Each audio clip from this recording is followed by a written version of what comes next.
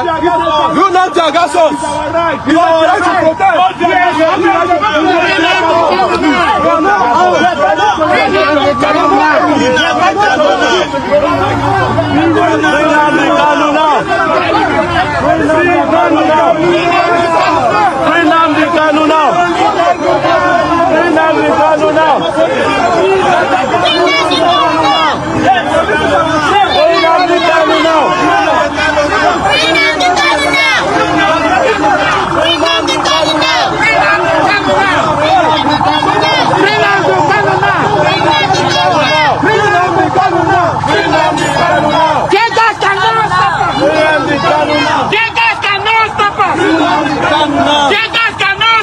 Nnamdi Kanu now. Sit. Nnamdi Kanu now.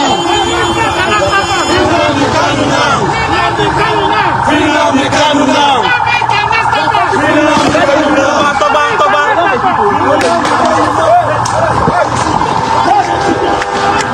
Let's go to beggar.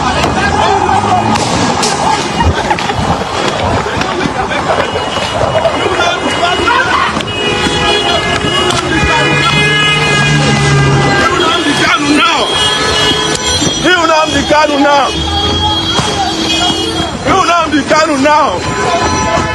Breaking, tear gas, bullets, and arrests during a protest supposedly calling for the freedom of Mazi Nnamdi Kanu. But today, the question is not why people protested. The real question is who is benefiting from this chaos and who was meant to be the scapegoat. I want to state this clearly before anyone misquotes me. I support the release of Mazi Nnamdi Kanu. I support justice. I support due process. And I believe his continued detention is political and unlawful. But what I don't support is sending ordinary young people to face tear gas, live ammunition, arrests, and police brutality. While the political leaders of the Southeast sit comfortably in their air-conditioned offices and keep quiet,